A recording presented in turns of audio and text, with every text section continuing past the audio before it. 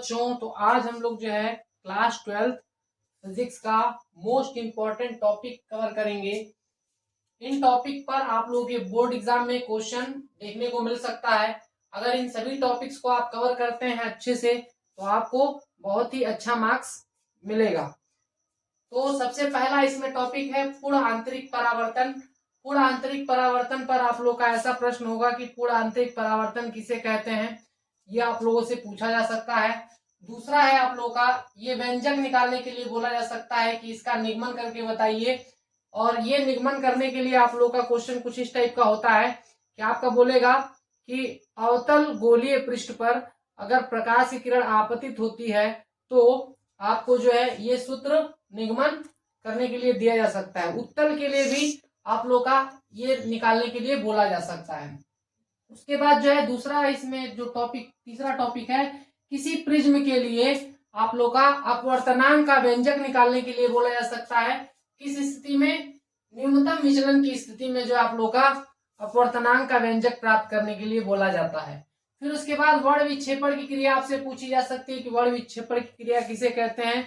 आप लोग के बोर्ड में जो है श्वेत प्रकाश के वर्ण विक्षेपण के बारे में बताया गया है, तो उसको भी आप अच्छे से देख लेंगे। फिर उसके बाद दृष्टि दोष क्या है, इससे रिलेटेड आपका प्रश्न हो सकता है कि दृष्टि दोष किसे कहते हैं, ये कितने प्रकार का होता है और उनके जो है दृष्टि दोष को दूर करने के जो है निवारण जो है वो भी आप लोग देख लेंगे। इसमें किरण आरेख भी होता है, उन किरण आरेख को भी आप अच्छे से देख लेंगे। उसके बाद जो है सरल एवं संयुक्त सूक्ष्मदर्शी के बारे में पूछा जा सकता है कि आप लोग को बोलेगा कि सरल सूक्ष्मदर्शी का जो है आप लोगों को किरण आरेख बनाने के लिए बोला जाएगा या फिर संयुक्त सूक्ष्मदर्शी का जो है किरण आरेख बनाने के लिए बोला जा सकता है। इसमें ऐसा भी प्रश्न हो सकता है कि सरल सूक्ष्मदर्शी के लिए आवर्धन का व्यंजक प्राप्त करिए, या संयुक्त सूक्ष्मदर्शी के लिए भी पूछा जा सकता है आवर्धन का व्यंजक प्राप्त करने के लिए। उसके बाद अगला टॉपिक है हाइगेंस का तरंग सिद्धांत पूछा जा सकता है कि हाइगेंस का तरंग सिद्धांत लिखिए। इस प्रश्न को ऐसे भी पूछा जा सकता है कि हाइगेंस का द्वितीयक तरंगिका सिद्धांत लिखिए, या फिर इसमें और प्रश्न बनेगा कि जो है हाइगेंस के तरंग सिद्धांत के मदद से हेल्प से आपको अपवर्तन की व्याख्या करने के लिए बोला जाएगा, परावर्तन के नियम को सिद्ध करने के लिए बोला जा सकता है। फिर उसके बाद प्रकाश का व्यतिकरण पूछा जा सकता है कि प्रकाश का व्यतिकरण किसे कहते हैं, प्रकाश का व्यतिकरण कितने प्रकार का होता है। उसमें भी आप लोग का जो संपोषी और विनाशी जो व्यतिकरण है उसके बारे में पूछा जा सकता है, और उनके लिए शर्तें पूछी जा सकती हैं कि संपोषी व्यतिकरण के लिए क्या क्या शर्तें होती हैं। शर्त वाले जो है क्वेश्चन बहुत ज्यादा देखने को मिलते हैं बोर्ड में, तो आप लोग जो है इसको भी कवर कर लेंगे। फिर उसके बाद फ्रिंज चौड़ाई का व्यंजक निकालने के लिए बोला जा सकता है। विवर्तन क्या होता है ये पूछा जा सकता है। प्रकाश वैद्युत प्रभाव किसे कहते हैं, इसके बारे में भी पूछा जा सकता है। फिर उसके बाद प्रकाश वैद्युत उत्सर्जन जो है उत्सर्जन के लिए आप लोग का शर्त का उल्लेख करने के लिए बोला जा सकता है। बोर एवं रदरफोर्ड का परमाणु मॉडल पूछा जा सकता है।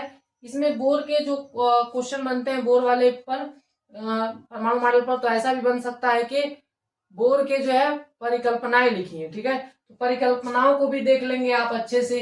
फिर उसके बाद परमाणु का आयनन विभव आप लोगों से पूछा जा सकता है। हाइड्रोजन परमाणु के लिए ऊर्जा स्तर आरेख प्रदर्शित कीजिए, ऐसा भी प्रश्न पूछा जा सकता है। श्रेणियों की व्याख्या करने के लिए बोला जा सकता है, जैसे कि आप लोग का लाइमन है, बामर है, पास्टन है, इन श्रेणियों के बारे में प्रश्न पूछा जा सकता है और इनके तरंगदैर्घ्य का सूत्र भी पूछा जाता है। फिर उसके बाद द्रव्यमान क्षति किसे कहते हैं, इसका एक फॉर्मूला भी है, उस फॉर्मूले पर क्वेश्चन भी आता है, उसको भी देख सकते हैं आप अच्छे से। फिर नाभिकीय विखंडन के बारे में पूछा जाएगा कि नाभिकीय विखंडन किसे कहते हैं, या दूसरा प्रश्न इसमें नाभिकीय संलयन किसे कहते हैं ये पूछा जा सकता है। अर्धचालक की परिभाषा पूछी जा सकती है। पीएन संधि डायोड का जो है आप लोगों को अभिलाक्षणिक व्यायी वक्र बनाने के लिए दिया जा सकता है। ठोसों में ऊर्जा बैंड के बारे में बोलेगा कि जो है ठोसों में ऊर्जा बैंड को समझाइए, ऐसा क्वेश्चन हो सकता है। पीएन संधि डायोड के पूर्ण एवं अर्धदिष्टकारी को समझाइए, ऐसा पूछा जा सकता है। ये अलग अलग क्वेश्चन होता है कि आप लोगों को बोलेगा कि पीएन संधि डायोड का पूर्ण जो है दिष्टकारी जो है को समझाइए। या फिर ऐसे पूछा जा सकता है पीएन संधि डायोड का अर्ध दिष्टकारी को समझाइए। ये अलग अलग क्वेश्चन है कि मैंने लिखा है। फिर उसके बाद अग्र अभिनत एवं पश्च अभिनत के बारे में पूछा जाएगा। क्या बनाने के लिए आप लोग का परिपथ आरेख बनाने के लिए बोला जाता है और इसके अभिलक्षण लिखने के लिए बोले जाते हैं। तो ये बहुत ही इंपॉर्टेंट टॉपिक्स हैं। इन सभी टॉपिक्स को आपको कवर करना चाहिए। मुझे उम्मीद है कि आपको वीडियो अच्छा लगा होगा। अगर मेरी वीडियो अच्छी लग रही है गाइस तो मेरे वीडियो को ज़्यादा से ज़्यादा शेयर करिए, मेरे चैनल को सब्सक्राइब करिए। Thank you guys.